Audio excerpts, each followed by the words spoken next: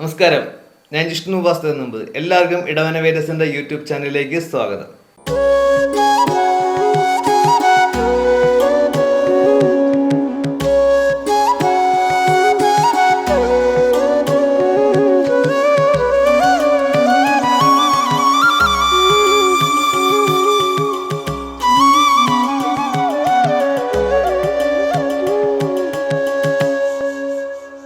പൂരാട നക്ഷത്രക്കാർക്ക് അവരുടെ ഒരു ആത്മവിശ്വാസവും ധൈര്യമൊക്കെ വർദ്ധിച്ച് മുന്നോട്ട് പോകാൻ പറ്റുന്ന ഒരു വർഷമാണ് 2024.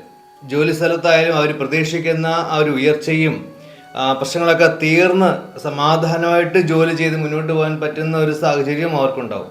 പക്ഷെ അപ്രതീക്ഷിതമായ ചില ട്രാൻസ്ഫർ വരാനുള്ള സാധ്യതയുണ്ട്. ദമ്പതികൾ തമ്മിൽ നല്ലൊരു അണ്ടർസ്റ്റാൻഡിങ് തന്നെ ആയിരിക്കും മുന്നോട്ട് പോവുക. മറ്റൊരു സന്തോഷ വർത്തമാനം എന്ന് പറയുന്നത്, ഈ നക്ഷത്രക്കാരായ പേരൻസിൻ്റെ അഡ്വൈസ് അല്ലെ ഗൈഡൻസ് കുട്ടികൾ അനുസരിക്കും. അപ്പം അതും ഇവർക്ക് വളരെ നല്ല സന്തോഷം ഉണ്ടാക്കുന്ന കാര്യമാണ് 2024. പുതിയ വാഹനം വാങ്ങാനും അതുപോലെ തന്നെ വീട് മോഡിഫൈ ചെയ്യാനും കൂടി ഒരു സമയം കൂടിയുണ്ട്. ബിസിനസ് ചെയ്യുന്നവർക്ക് ബിസിനസ്സിൽ ഹാർഡ് വർക്കിലൂടെ അവർക്ക് കൂടുതൽ പ്രോഫിറ്റ് കിട്ടും. അതുപോലെ തന്നെ വിദേശവുമായി ബന്ധപ്പെട്ട് ബിസിനസ് ചെയ്യുന്നവർക്കാണെങ്കിൽ, ഇൻവെസ്റ്റ്മെൻറ്റ് ചെയ്യുന്നവർക്കാണെങ്കിൽ അവരുടെ ഫാമിലി ആയിട്ട് സംസാരിച്ചതിന് ശേഷം മാത്രം അവർ ഇൻവെസ്റ്റ്മെൻറ്റ് ചെയ്യുക. രാഷ്ട്രീയ മേഖലയിലുള്ളവർക്ക് അവരുടെ ആ ഒരു സോഷ്യൽ സ്റ്റാറ്റസ് ഒക്കെ വർദ്ധിച്ച് നല്ല ഗുഡ് വില്ല് കിട്ടാനും കൂടെ നല്ലതാണ്. പക്ഷേ ശ്രദ്ധിക്കേണ്ടത്, ഏതെങ്കിലും പേപ്പറിൽ ഡോക്യുമെന്റ് സൈൻ ചെയ്യുന്നവന് കൃത്യമായിട്ടത് പഠിച്ചതിന് ശേഷം മാത്രം ആ സൈനിങ്ങിലേക്ക് പോവുക. കലാരംഗത്തും മീഡിയയിലും ഉള്ളവർ അവരുടേതായ ഒരു വർത്തമാനത്തിലൂടെ അല്ലെങ്കിൽ പൊങ്ങച്ചം വർത്തമാനത്തിലൂടെ അവർക്ക് കിട്ടാനുള്ള അവസരം കൂടെ നഷ്ടപ്പെടുന്ന സാഹചര്യം ഉണ്ടാവും.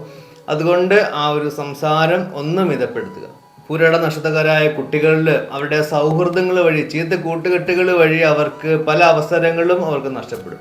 സത്യസന്ധമായി പഠിച്ചാൽ മാത്രമേ, ആ ഒരു ബാഡ് ഫ്രണ്ട്ഷിപ്പ് മാറ്റി സത്യസന്ധമായിട്ട് പഠിച്ചാൽ മാത്രമേ അവർക്ക് മുന്നോട്ട് പോകാനും അവർക്ക് അവരുടെ മാർക്ക് സ്കോർ ചെയ്യാനും സാധിക്കും. ഇവർ യാത്രയ്ക്ക് പോകുമ്പോൾ ഇവരുടെ ആ ഒരു കുടുംബ പരദേവത, യാത്രയ്ക്കല്ല എപ്പോഴും ആ ഒരു കുടുംബ പരദേവതയെ കൃത്യമായിട്ട് പ്രാർത്ഥിച്ചതിന് ശേഷം വേണം ഇവർ പുറത്തേക്ക് പോകാൻ. അതുപോലെ തന്നെ കൃത്യസമയത്ത് ഓൺ ടൈമിൽ ഫുഡ് കഴിക്കാനും കൂടി ഈ നക്ഷത്രക്കാരെ ശ്രദ്ധിക്കേണ്ടത് വളരെ അത്യാവശ്യമാണ്. അടിവയറായിട്ട് ബന്ധപ്പെട്ട് അതുപോലെ തന്നെ ശ്വാസമായിട്ട് ബന്ധപ്പെട്ടുള്ള അസുഖങ്ങളൊക്കെ ഇവർക്ക് വരാനുള്ള സാധ്യത ഉണ്ടാകും. ഒന്ന് കെയർഫുൾ ചെയ്ത് രംഗനാഥ ഭവനെ പ്രാർത്ഥിക്കുന്നതാണ് നല്ലത്.